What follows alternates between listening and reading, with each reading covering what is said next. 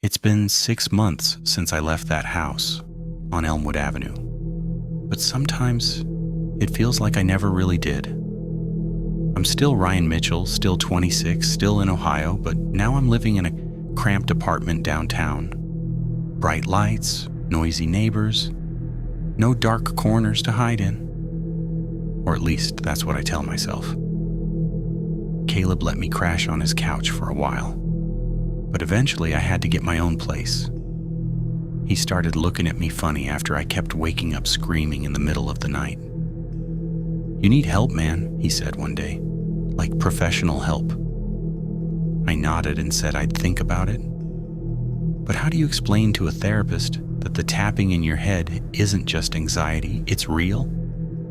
The first few weeks in the new apartment were okay. No tapping, no whispers. I even started sleeping through the night, or close to it. I got a new job at a warehouse, night shifts, figuring if I was exhausted enough, my brain wouldn't have time to play tricks. But deep down, I knew it wasn't tricks. That a Polaroid photo wasn't a hallucination. Margaret's warnings weren't just crazy talk. There was someone in that house, and now it felt like she'd followed me. It started small again, subtle. I'd wake up with the faint echo of that voice in my ears. Stay awake. Like a dream fading but too clear to be imagined. I blamed it on stress, on the move, on everything except what it really was. Then the packages arrived. The first one showed up on my doorstep 3 months after I left Elmwood. No return address. Just a small brown envelope with my name handwritten on it in neat, looping cursive. Inside was another Polaroid. This one was of my new apartment bedroom. Me, asleep again, curled up under the thin blanket I'd bought from Walmart. The angle was from the ceiling corner, like someone had floated up there to take it. Timestamp, 3:07 a.m., 2 nights before. My heart hammered so hard I thought I'd pass out. I turned the photo over. On the back, in the same childlike scrawl as the circle on the floor, "I see you." I burned the photo in the sink and flushed the ashes. Then I installed a cheap security camera from Amazon pointed right at my bed. Motion activated. If anything moved while I slept, I'd catch it. The camera caught nothing. But the tapping came back that very night. Stronger now, not just in my head, but vibrating through my skull like a migraine that pulsed with rhythm. Tap, tap, tap, pause, tap. It lasted longer too. Until 4 a.m. sometimes, and always, woven into it, the whisper, "Ryan, open the door." What door? I didn't know.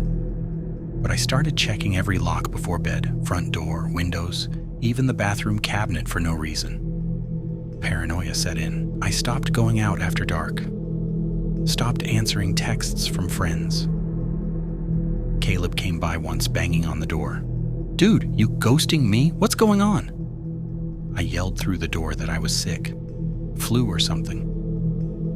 He left eventually. The second package came a week later. Bigger this time. A shoebox wrapped in plain paper. Inside, a bundle of old newspaper clippings yellowed with age. The headlines were from the 1980s, all from local papers.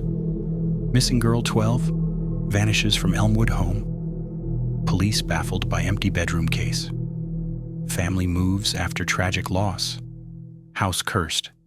Neighbors say. I read them all, hands shaking. The girl's name was Emily Hargrove. She'd lived in that house, Surrey, with her parents. Went to bed one night and was gone by morning. Door locked from the inside. Window sealed. No signs of struggle, just gone. The articles mentioned her parents hearing strange noises in the weeks leading up, tapping in the walls, whispers at night. They thought it was rats or grief playing tricks after she disappeared. One clipping had a photo of Emily, black and white, grainy. She was smiling, gap-toothed, hair in pigtails. But her eyes, They looked tired, older than 12, like she'd been staying awake too long. At the bottom of the box was a note.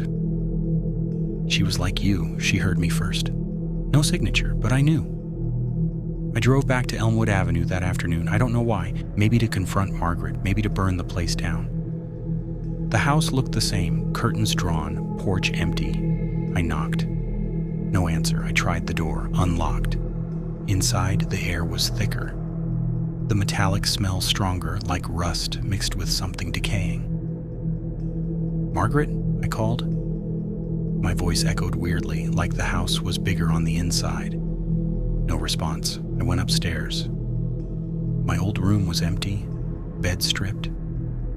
But on the wall where the headboard used to be, someone had scratched words into the paint, deep gouges that looked fresh. "She waits for the tired ones." I backed out and headed for the basement door under the stairs. It was still there, keyhole gleaming. I jiggled it, locked. But as I touched it, I heard it, the tapping, coming from below, clear as day. "Emily?" I whispered, feeling stupid. The tapping stopped. Then a voice, her voice, from right behind the door. "Ryan, you came back." I jumped away so fast I tripped over my own feet. "What do you want?" I shouted. Silence. Then, "Company, it's lonely down here. Stay awake with me." I ran out of the house, drove straight home, locked myself in the apartment. That night, the tapping was the worst yet. It felt like it was burrowing into my brain, scraping at my thoughts. I paced the room, lights on, coffee brewing nonstop. Around 3 a.m., my phone buzzed. Unknown number, a text.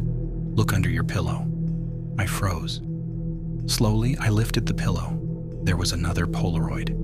Me, from last night, eyes closed, face pale, but in the background, reflected in the mirror across the room, a small figure stood in the doorway. A girl, pigtails, smiling. I dropped the photo and grabbed my keys. I couldn't stay there. I drove to a motel on the edge of town, paid cash, checked in under a fake name. Room 17. Dingy but safe. Or so I thought. I didn't sleep. I sat in the chair by the window watching the parking lot. At 2:40 a.m., the tapping started. Not in my head this time. In the vents. Then the walls. Then the floor.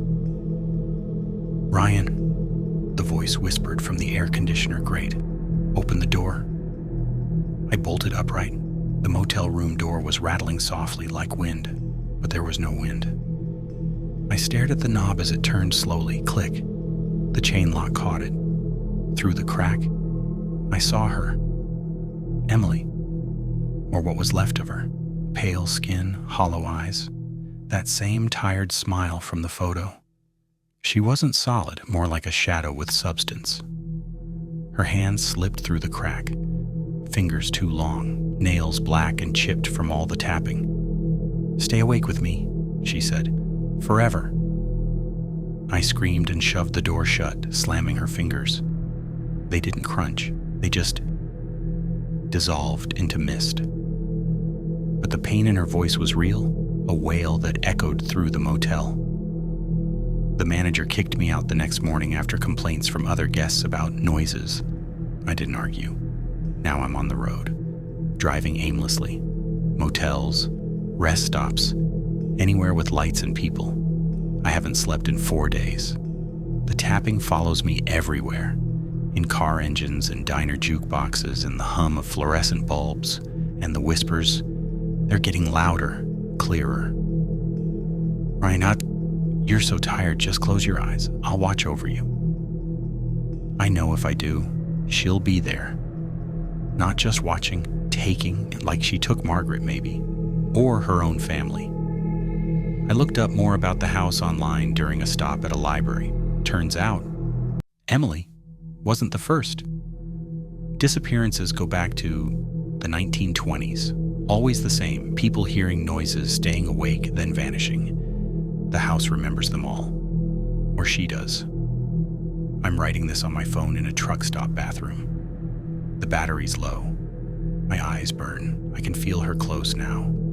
Her breath on my neck, cold and patient. If you're reading this, don't rent cheap rooms in old houses. Don't ignore the tapping. And whatever you do, stay awake.